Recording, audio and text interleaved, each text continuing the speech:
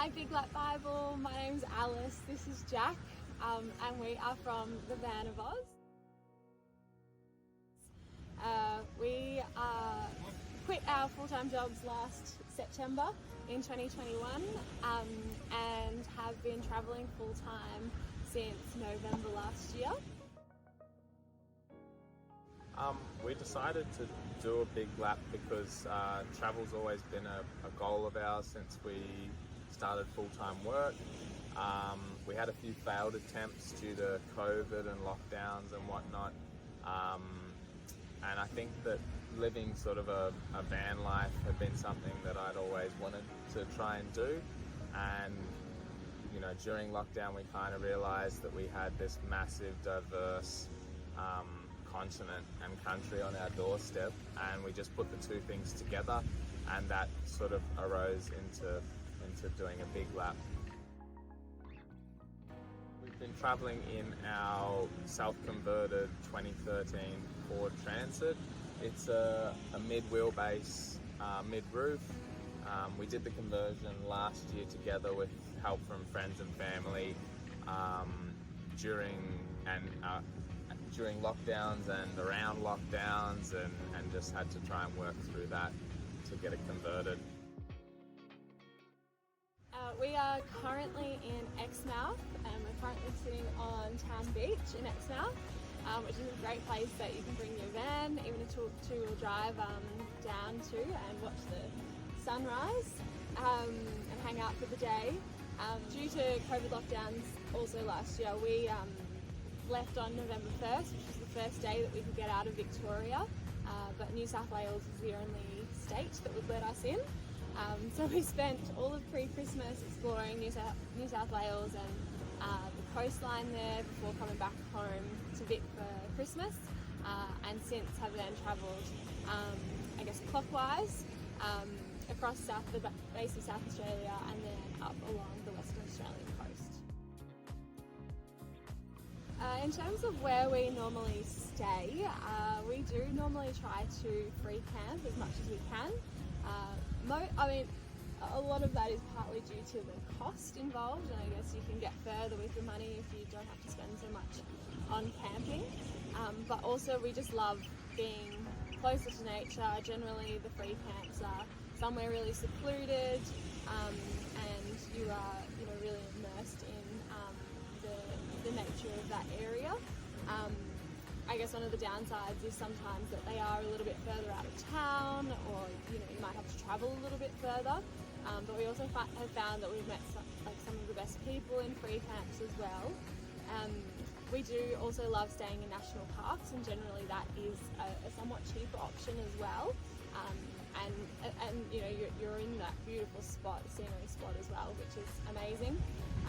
And we do generally check into a caravan park maybe like once every couple of weeks, just to use the amenities, or like laundry or the showers, or if the weather's really terrible, we will generally check into a caravan park, because we find that it's just it's nice to cook in a camp kitchen rather than outside.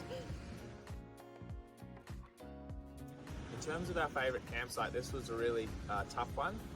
I guess in the end we didn't go with an official campsite, so be warned if you're heading there.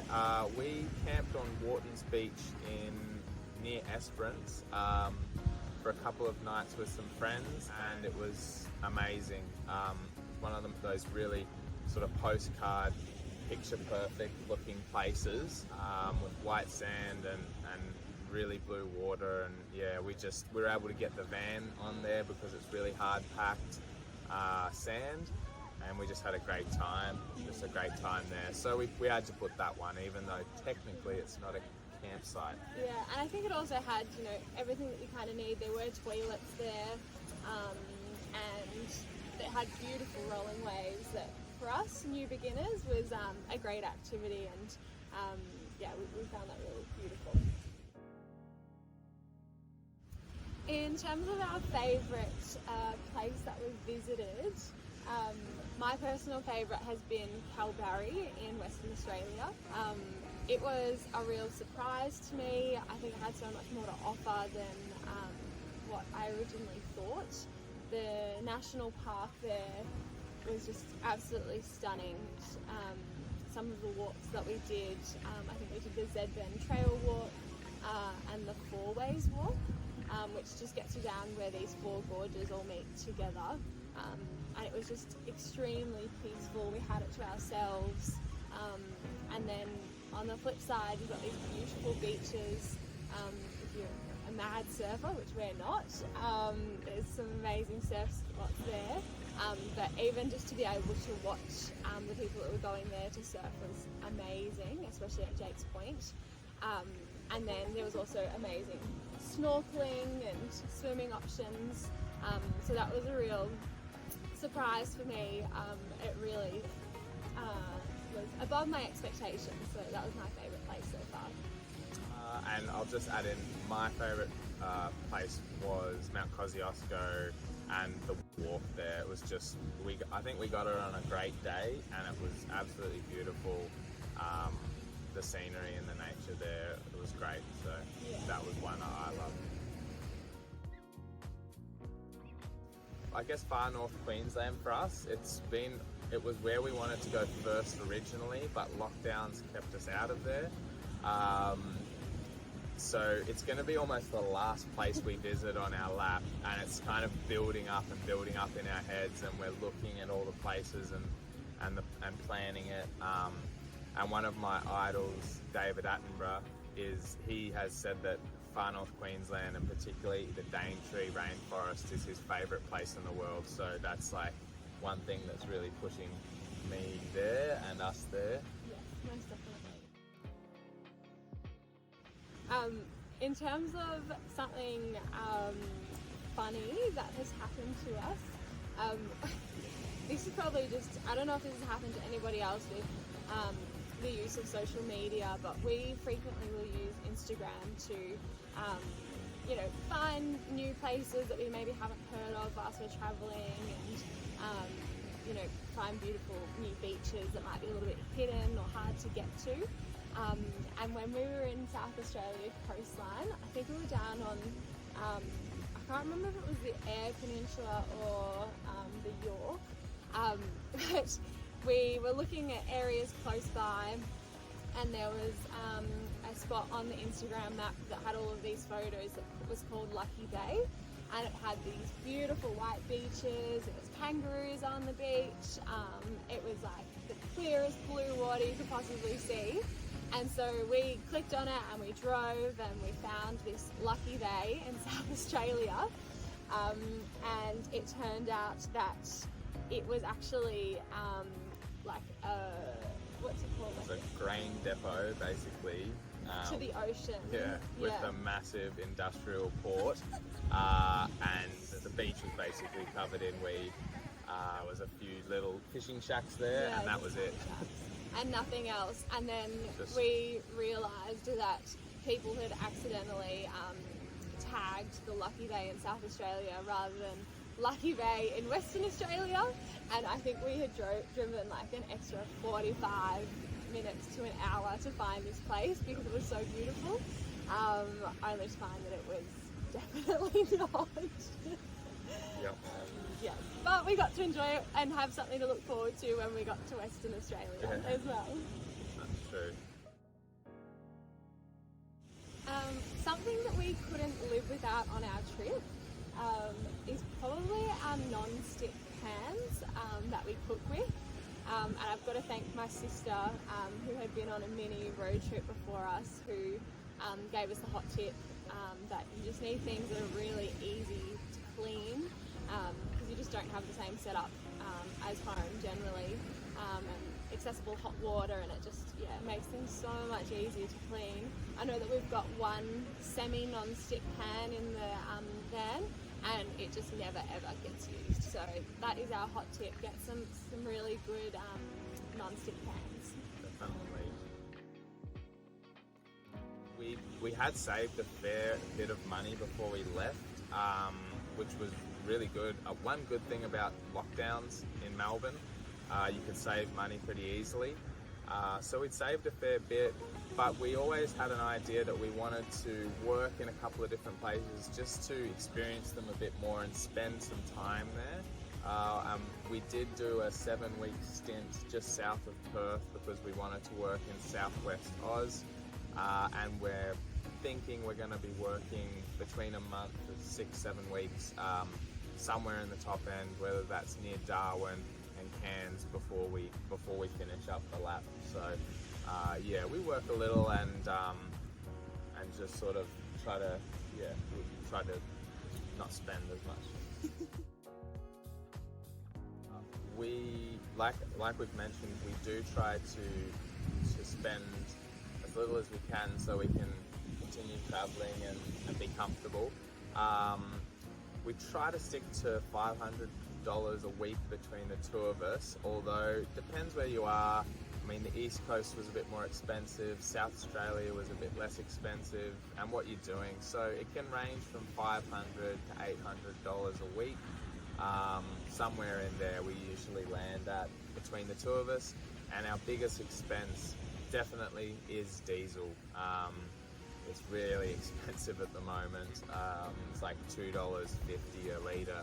So yeah, especially in WA, it's been a big expense. Yeah, and I think also in WA with the distance between destinations and towns, it just means that you're spending a lot more. Though we've also been finding we've probably just been settling a little bit more in WA. You know, once we get somewhere, you sort of stay there a little bit longer rather than just moving on as quickly, which is nice.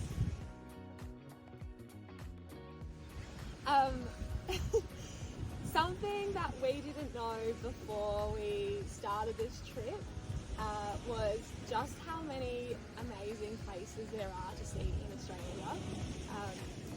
Like, I think, you know, coming from Victoria, we knew that New South Wales had a lot of hotspots along the coast, and I think that's just from, you know, a bias that we have because we're so close to that area.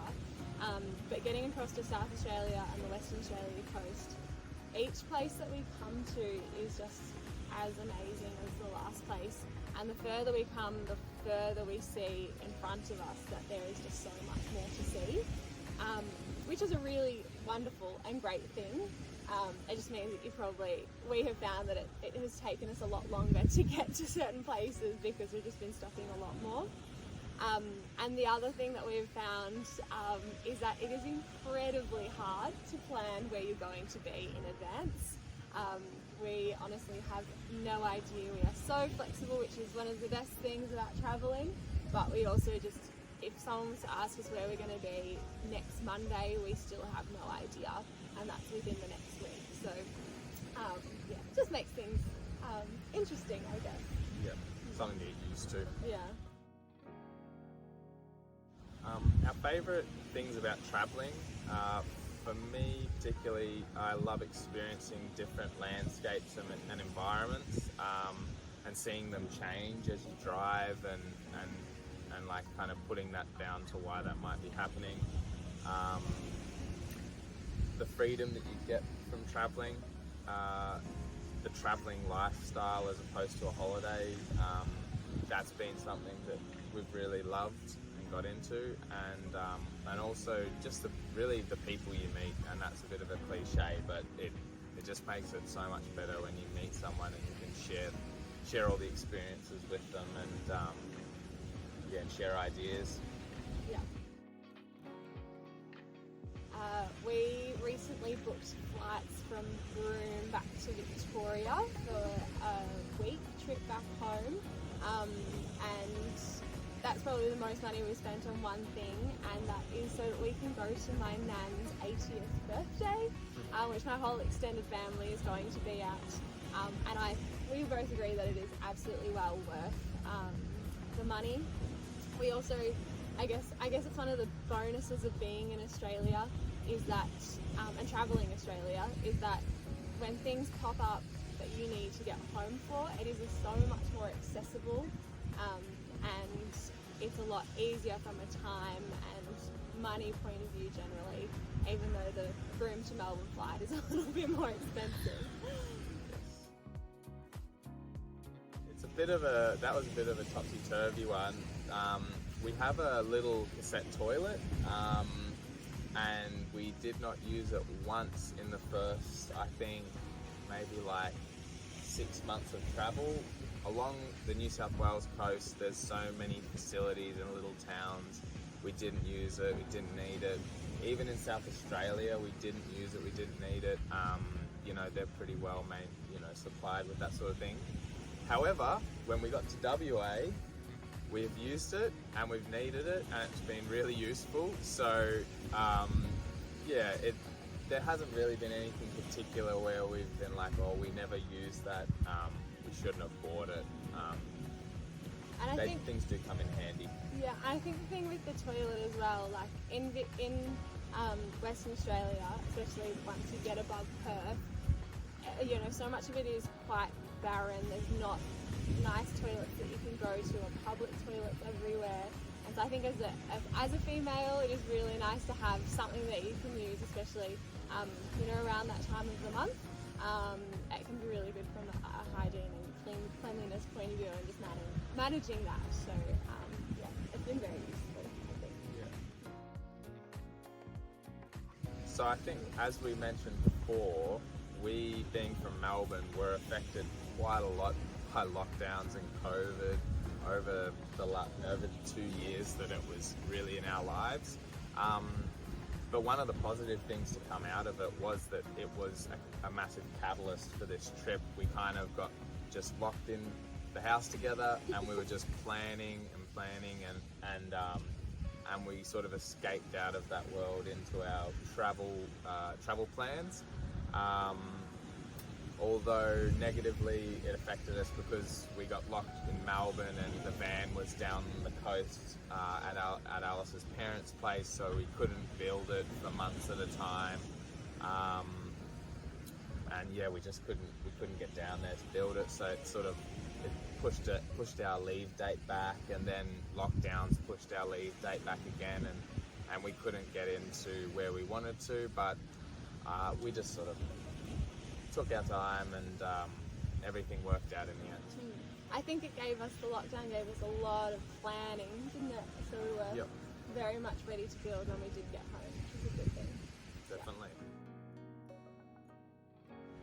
So I guess we each have a Big Lap tip.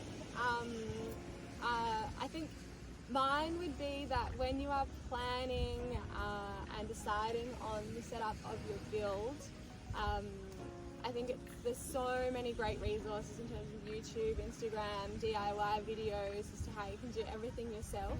And I think it's so good to take on board other people's ideas and opinions as to, you know, what they think should happen in your build. But at the end of the day, you have to make it functional for yourself and your needs. And I think an example of that was we were tossing up really like a lot about whether to do a fixed bed or a pull-out bed, and then be able to fit a couple of seats in the back of the van. And so many people were like, no, just do a fixed bed, you don't need seats inside, you're going to want to be outside all the time, which is so true. But we ended up deciding that for us, we wanted 2 seats that we could sit in the van.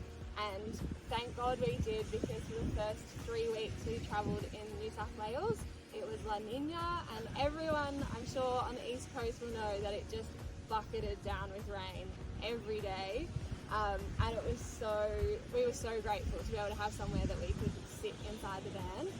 And yeah, I'm just glad that we made it functional for our needs. Yeah, and I guess my number one tip, that would have to be just to engage with people on the road, whether they're locals or other travellers. I think without fail, the best things we've done have either been from a local tip-off, or someone who's been in the area for a while and travelling, and you know, they're the wealth of knowledge. You can get all the touristy books in the world, but the locals have all the knowledge. And then just other travellers, engaging with them and sort of building those friendships has been another like really amazing thing that we've loved doing. So just engage with people, any people that you meet along the way. It's great. Yeah. So thanks for having us, Big Lap Bible. And if anyone sees this video and sees us on the road, please come and say hello, because like Jack has just said, meeting new people is one of our favourite things about being on the road and this style of travel. And so yeah, we hope to see you all soon. Bye! Enjoy. Alright, so a little bit of a van tour for everyone. To start with, we have our slide out cooking area here. That goes straight into our kitchen unit. We've got our storage in these drawers and the sink. One feature we really like is our magnetic bar here. That just keeps everything off the bench, out of the sink, and makes our knives really accessible. We installed that halfway through the trip and it's been really, really good. I'm sitting on the fridge, so that just goes under there nicely, and our other seat here just is storage. Our bed, that pulls out to here into a full double, and we have a heap of storage underneath the bed. There's a lot of space there. We've got our 2 fans, the Sirocco, which is very much worth the extra money to buy, and I would recommend them to anyone who's deciding to do their own van. And that's pretty much it. Yeah, it's really, really good for us, and it's all we need.